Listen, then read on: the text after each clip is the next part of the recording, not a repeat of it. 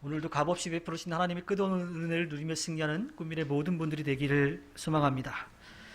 우리가 코로나19를 만난 지 어느덧 2년이 훨씬 넘어갔습니다. 그런데 2년이 지나는 그 시간 동안 우리가 코로나19를 대하는 그러한 그 모습들이 좀 많이 바뀐 것 같아요. 그전엔 그렇게 어색했던 마스크가 어느 순간 우리의 몸에 이제 익숙해졌죠. 또 사회적 거리두기도 처음엔 너무 불편했어요. 어디 갈 때마다 뭘 적어야 되고 또 뭐 백신도 맞으러 가야 되고 그리고 어떻게 보면 내 사생활이 다 노출되는 것 같은 그런 상황 가운데 불편함을 겪었는데 이제는 어디를 가더라도 자연스럽게 된 것 같습니다. 이것은 이런 생활들이 우리의 몸에 익숙해지기도 했지만 또 이 코로나19라고 하는 바이러스가 그 영향력이 점점 줄어들고 있기 때문이기도 한 것 같아요. 예전에 숫자 하나만 해도 굉장히 민감했었죠. 확진자 숫자에 되게 민감했었고요. 뭐 100명이 넘어가고 1000명이 넘어가면 무슨 큰일이 날 것처럼 그렇게 생각했는데 요즘은 2만 명, 3만 명이 넘어가더라도 그런가 보다 하는 그런 상황에 있습니다. 이제 곧 코로나19가 끝나갈 것 같아요. 숫자는 늘어났지만 그 질병에 대한 백신과 치료제 그리고 우리의 면역력들이 점점 커지고 있기 때문이죠. 중요한 것은 아직 끝나지 않았기 때문에 끝까지 그 일상생활을 회복하기 위해서 노력해야 된다고 하는 겁니다. 꿈밀의 모든 분들 주님의 은혜를 누리면서 또 다시 회복되게 될 그 일상을 기대하면서 조금만 더 힘을 내시기를 바랍니다. 설 명절을 보내시면서 가장 많이 듣고 또 가장 많이 하신 말이 무엇일까요? 새해 복 많이 받으세요라는 말이었겠죠. 저도 마찬가지입니다. 그런데 이 그리스도인들에게 있어서는 이 복이라고 하는 개념이 조금 다릅니다. 우리가 보통 새해에 세배를 하고 인사하면서 새해 복 많이 받으세요. 또 새해 복 그런 이야기를 이제 들을 때에 이 복은 세상적으로 필요한 것들을 얻는 것에 많이 집중되어 있어요. 건강하고 하는 일 잘 되고 또 아이들 같은 경우는 공부 열심히 해서 꿈꾸는 것들 잘 이루어라 라고 하는 그런 바람들이 담겨져 있죠. 그런데 우리에게 있어서 복이라고 하는 것은 하나님께서 우리들에게 값없이 베풀어 주신 것 그것을 포함합니다. 물론 이 땅에서 살아가는데 필요한 것들을 얻는 것도 다 포함이 되지만 그것과 비교할 수 없는 하나님의 끝없는 은혜 그것을 담고 있습니다. 이 끝없는 은혜는 하나님의 자비의 마음에서부터 시작을 하지요. 그냥 거저 우리들에게 사랑하는 마음으로 주시는 것을 뜻합니다. 창세기 2장 7절에 보면 하나님께서 하나님의 형상을 따라서 우리를 만드신 이야기가 나오고 있어요. 그리고 우리 그 코에 생기를, 호흡을 불어넣으셔서 우리의 생명이 있게끔 하셨습니다. 그리고 또 우리를 만드시는 것뿐만 아니라 하나님께서 만드신 모든 세계를 잘 다스리라고 하는 명령도 우리에게 주셨어요. 이 모든 것이 다 하나님의 은혜라고 하는 거죠. 사도행전 17장 25절에 보면 또 하나님께서는 무슨 부족한 것이라도 있어서 사람의 손으로 섬김을 받으시려는 것이 아닙니다. 그분은 모든 사람에게 생명과 호흡과 모든 것을 주시는 분이십니다. 하나님이 우리에게 뭔가를 받기 위해서 주신 것이 아니라 우리에게 값없이 주신 것이라고 하는 것을 분명하게 말씀해 주고 있죠. 또 이사야 26장 12절에 보면 주님께서 우리에게 평화를 주실 것을 확신합니다. 우리가 성취한 모든 일은 모두 주님께서 우리에게 하여 주신 것입니다라고 말씀합니다. 우리가 살아가는 모든 것이 하나님께서 우리들에게 주신 것이라고 분명하게 이야기를 하고 있어요. 즉 하나님께서 우리들에게 기쁜 마음으로 자비의 마음으로 사랑의 마음으로 은혜로 주셨다라고 하는 이야기죠. 만약에 우리들에게 있어서 어떤 좋은 것들이 발견된다라고 하면 그 자체도 다 하나님께서 주셨다라고 하는 것을 분명하게 말씀하고 있습니다.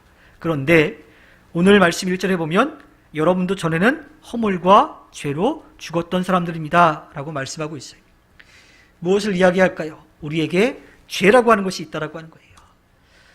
사실 이 전도하면서 보면 전도 문구에 당신은 죄인입니다 라고 하는 이야기가 있어요.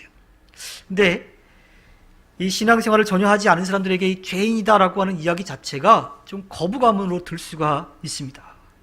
왜냐하면 이 죄라고 하는 것이 뭔가 정말 큰 잘못을 한 것처럼 그렇게 여겨지기 때문이죠.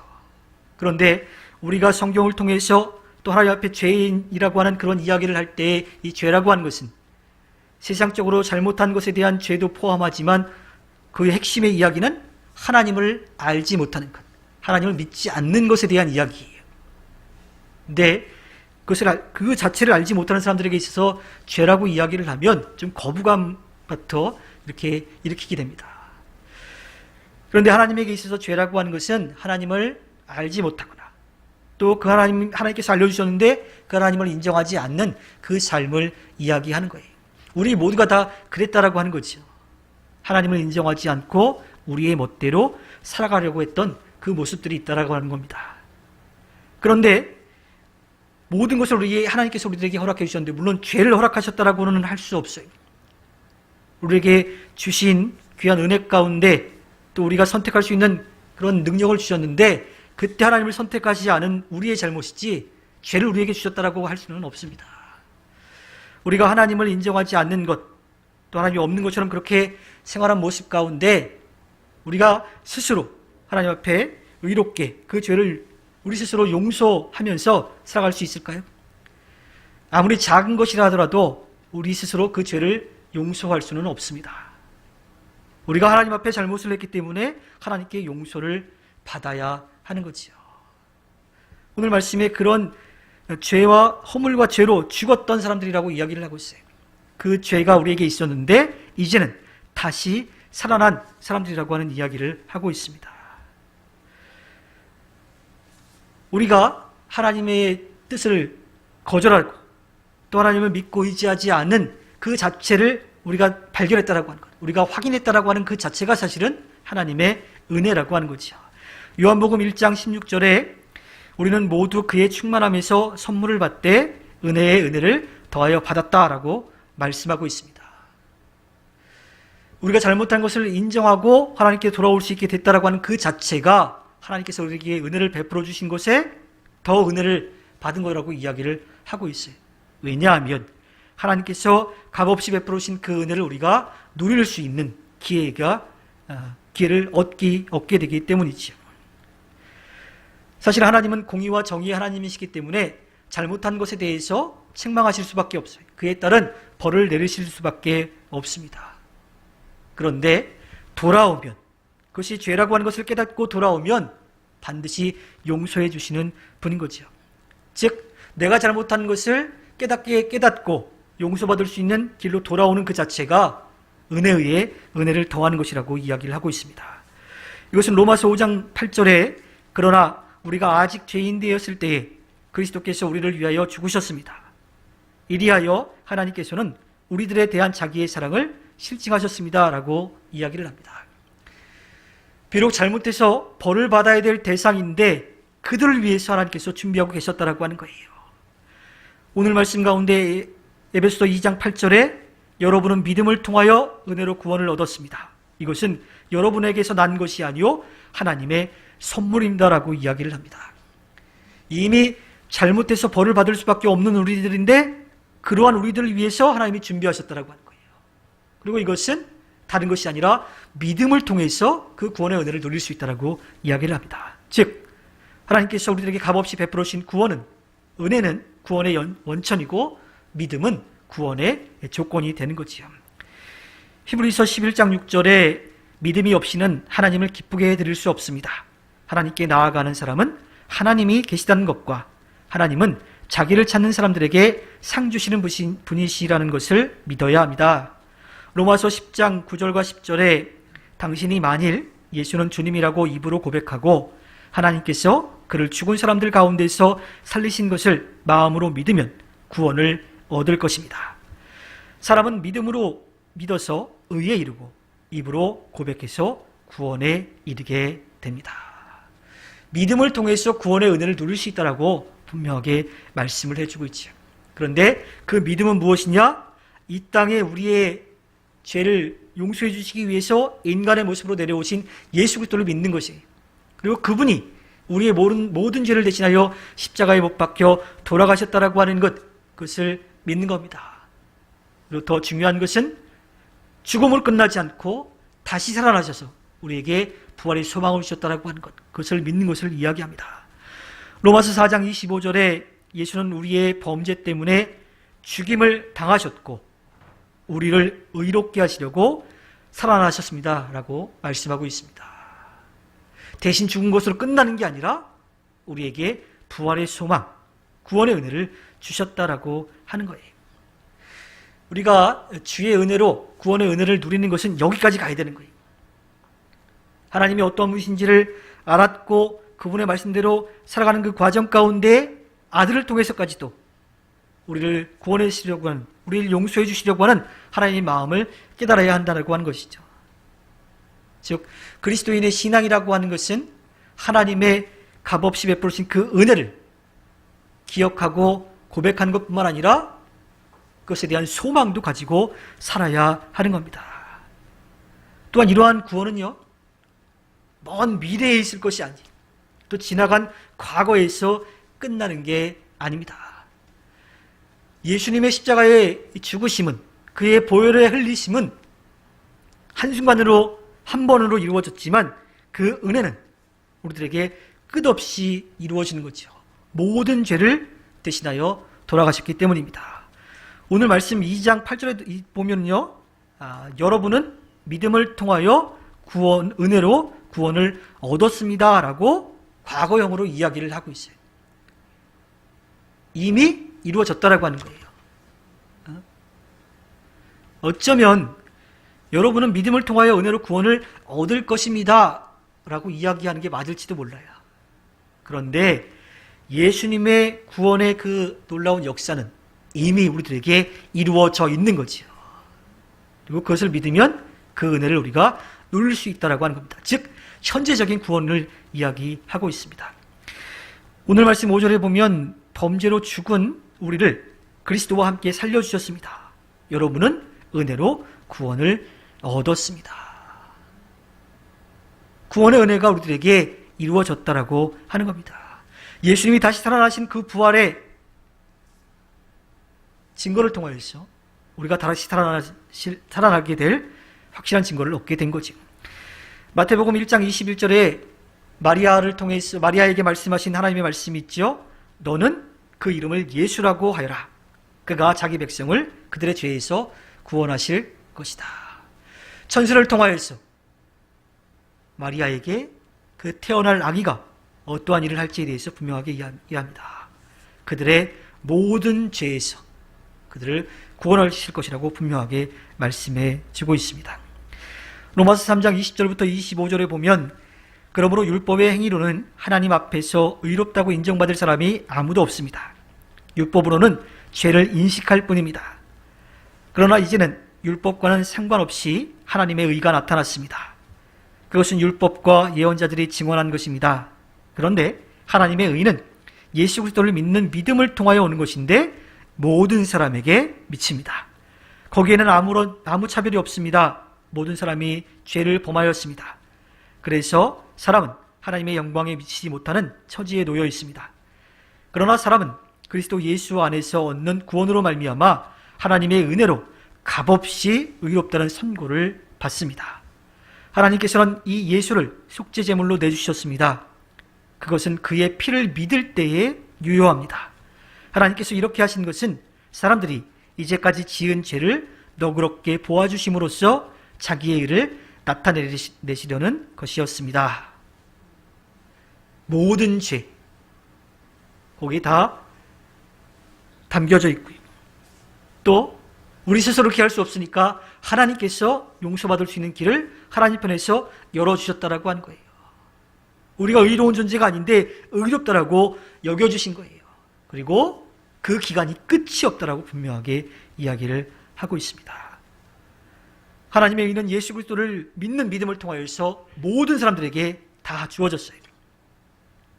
그리고 그 믿음을 통하여서 우리는 구원의 은혜를 누리게 된 겁니다.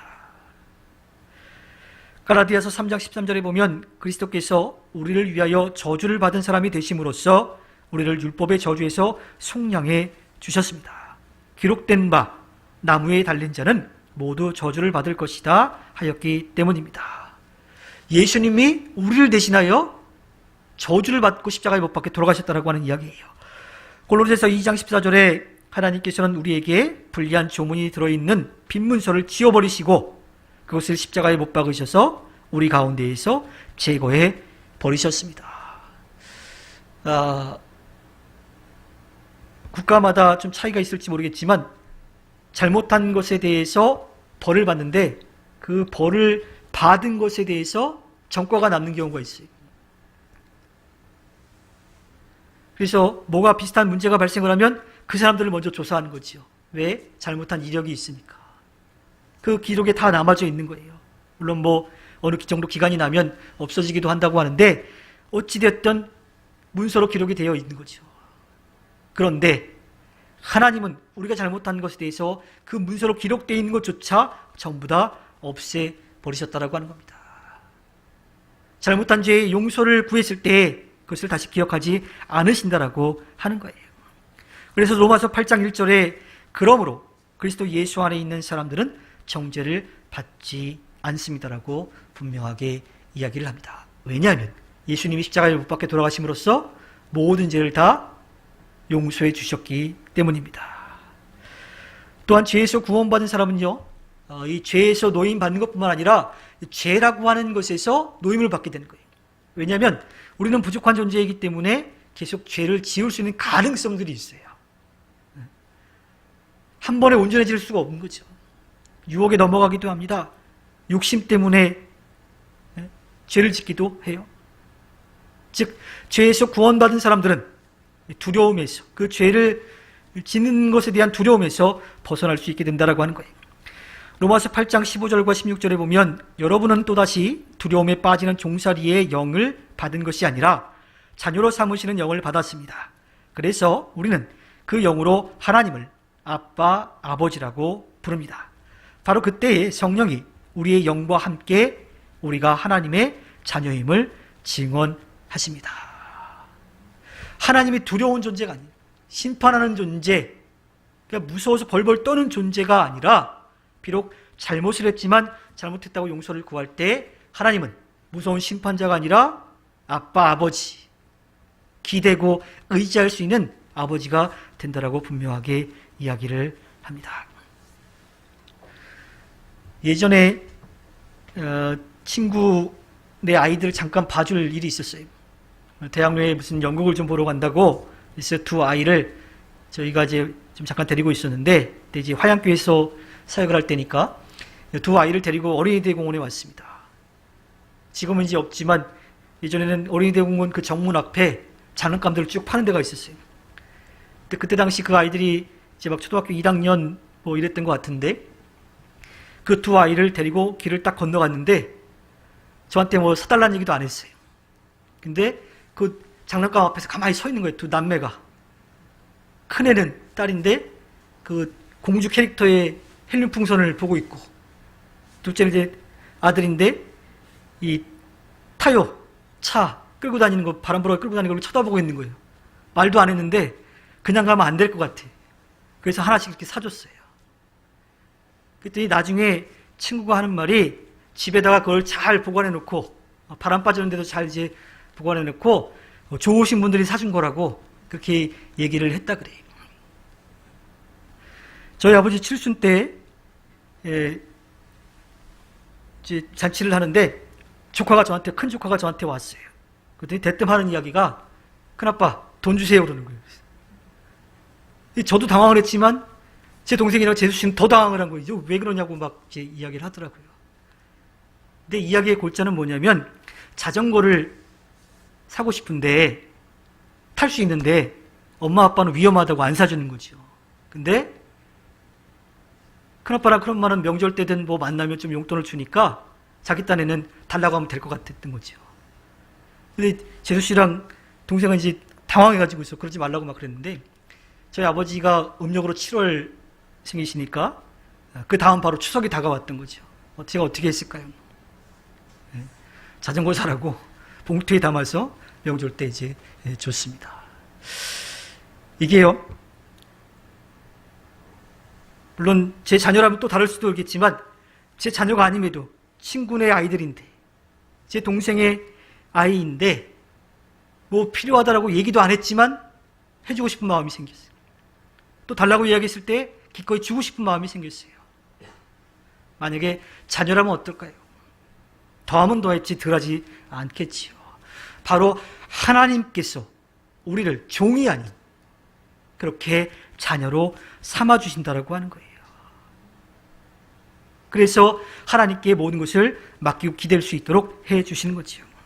로마서 5장 5절에 보면 이 희망은 우리를 실망시키지 않습니다. 하나님께서 우리에게 주신 성령을 통하여 그의 사랑을 우리 마음속에 부어주셨기 때문입니다.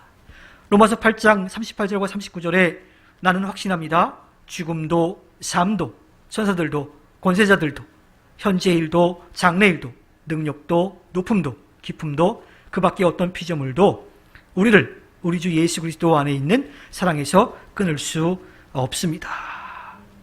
우리를 자녀로 삼아주셔서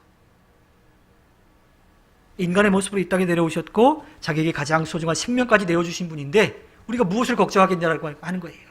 우리가 그런 은혜를 받은 사람이라고 분명하게 이야기합니다. 이러한 사람은 죄에서 용서함을 받았기 때문에 죄를 짓지 않으려고 노력을 합니다. 습관적인 죄를 짓지 않으려고 해요.